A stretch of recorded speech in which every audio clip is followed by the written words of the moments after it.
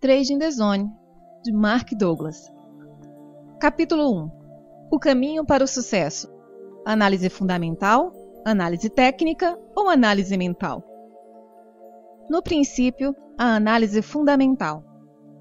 Quando iniciei minha atividade de trading em 1978, a análise técnica era usada por pouquíssimos traders. A grande maioria tomava suas decisões baseada em análise fundamentalista. Muitos fundos de investimento e instituições financeiras consideravam a análise técnica como uma forma de embuste. Atualmente, a situação é oposta.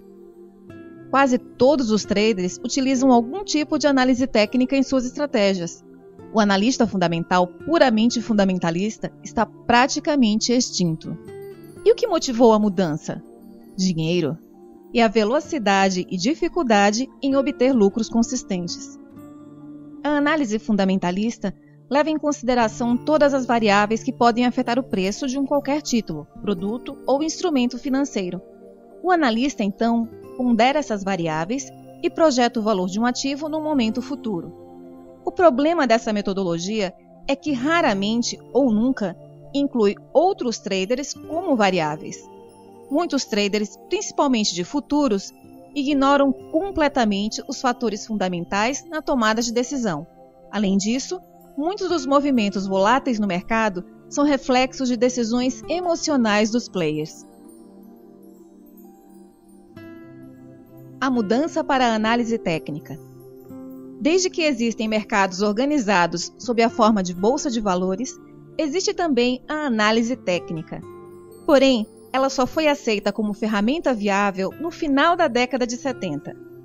Muitos dos operadores do mercado agem de uma determinada forma, adotam o mesmo comportamento formando grupos com mesmos padrões. Estes padrões de comportamento coletivos podem ser observados e quantificados através da análise técnica. Muitos dos operadores do mercado agem de uma determinada forma, adotam o mesmo comportamento formando grupos com mesmos padrões. Estes padrões de comportamento coletivo podem ser observados e quantificados através da análise técnica. Como método para projetar movimentos futuros de preços, a análise técnica revelou-se muito mais viável do que uma abordagem puramente fundamental. A análise fundamentalista é racional e, portanto, cria uma distância da realidade entre o que devia ser e o que é. A análise técnica anula essa distância e amplia as possibilidades de oportunidades de lucro para o trader. Isso porque ela identifica como os mesmos padrões de comportamento repetidos ocorrem em qualquer intervalo de tempo. A mudança para a análise mental. Se a análise técnica funciona tão bem, por que é que cada vez mais se procura a análise mental, isto é, a psicologia individual do trading? A razão mais provável é que quem procura essa leitura não está satisfeito com a diferença entre o que ganha e aquilo que sente que poderia ganhar. O problema maior está em transformar o conhecimento técnico em ganhos sustentados ou uma curva de resultados crescentes. Pense em quantas vezes olhou para um gráfico, cogitou a direção do preço, mas não fez nada, a não ser observar o preço cumprir a sua previsão. Chamo de distância psicológica a diferença entre a previsão do que vai acontecer no mercado e o gesto de abrir ou fechar uma posição. Essa distância psicológica torna o trading um dos desafios mais difíceis e misteriosos de dominar. Mas poderá o trading ser dominado? Pode ser tão simples e fácil executar as operações quanto as imaginamos ao observar o mercado? A resposta é um sim inequívoco. Esse é o propósito deste livro, fazer com que seja tão fácil agir no mercado como quando estamos a pensar em agir. Isto pode parecer impossível, mas há pessoas que dominam a arte do trading. São poucos, se comparados com a grande quantidade dos que experimentam a frustração e a exasperação, interrogando-se por que não conseguem realizar os ganhos que tanto desejam. As diferenças entre esses dois grupos de traders, os ganhadores consistentes e os outros, são análogas às diferenças entre a Terra e a Lua, que têm em comum existirem no mesmo sistema solar. mas têm naturezas tão diferentes quanto o dia e a noite. Qualquer um que realize uma transação no mercado pode se intitular trader, mas comparado aos ganhadores consistentes, se mostram tão diferentes como o dia é da noite. Chegar até a Lua é extremamente difícil, mas é possível, e apenas um pequeno número de pessoas já realizou a viagem. O sucesso consistente no trading pode ser comparado a essa viagem. A Lua, vista da Terra, parece tão perto que podemos estender a mão e tocá-la. O trading com sucesso dá a mesma sensação. Há ocasiões em que uma grande quantidade de dinheiro é disponibilizada no mercado a quem tenha a capacidade de fechar uma posição com ganhos. O dinheiro fica aparentemente ao alcance de todos. Para os que aprenderam a ser consistentes, o dinheiro não só está ao seu alcance, mas eles conseguem efetivamente ganhá-lo. Já para os traders que ainda não evoluíram, o dinheiro continuará aparentemente ao alcance, apenas aparentemente. A única coisa no trade que é consistente para esse grupo é o sofrimento emocional.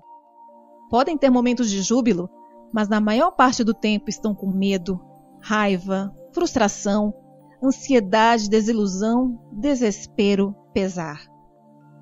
Então, o que separa estes dois grupos? Será a inteligência, a esperteza, o trabalho, a personalidade?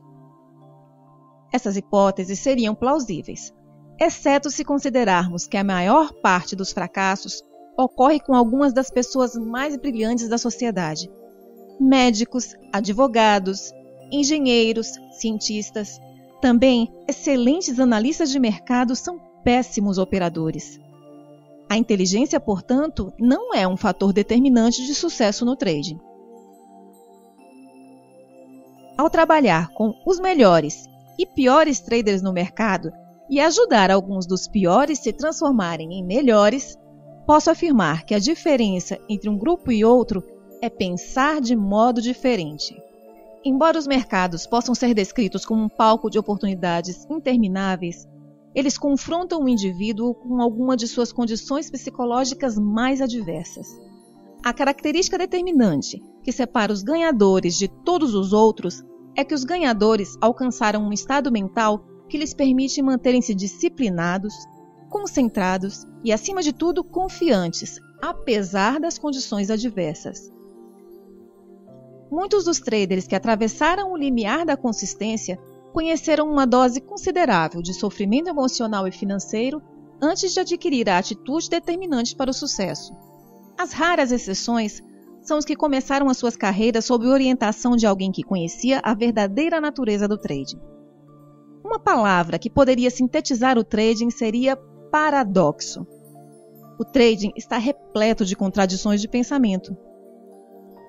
As perspectivas, atitudes e princípios que normalmente fariam sentido e funcionariam bem em nossas vidas diárias têm efeito oposto no ambiente de trading. Por isso, as catástrofes financeiras e sofrimento emocional são tão comuns entre os traders. Eis um exemplo. O trading é estruturalmente arriscado. Nenhuma operação tem um resultado garantido. Logo, a possibilidade de errar e perder dinheiro é real. Então, quando realizamos um trading, podemos considerar que somos pessoas que arriscam? A resposta lógica é sim. Se eu me envolvo numa atividade de risco, eu sou uma pessoa que arrisca. E muitos até se orgulham de olhar para si próprios como pessoas que arriscam. O problema é que esse pressuposto está muito longe da verdade. É óbvio que qualquer trader arrisca quando realiza uma operação, mas não significa que ele esteja aceitando aquele risco. Em outras palavras, todo trade é arriscado por ter resultados incertos. Mas será que a maioria dos traders acreditam mesmo que está arriscando quando abre uma posição? Será que aceitam completamente as consequências desse risco? E a resposta é não.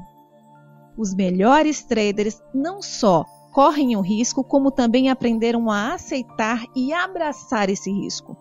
Eles conseguem abrir uma posição sem a mais leve hesitação ou conflito, admitir que a mesma não está funcionando e fechá-la, mesmo com perda, sem um mais leve desconforto emocional. Se não conseguimos operar sem um mais leve desconforto emocional, especificamente medo, então não aprendemos a aceitar os riscos inerentes ao trading. Não aceitar implica em evitar, e tentar evitar algo inevitável tem efeitos catastróficos.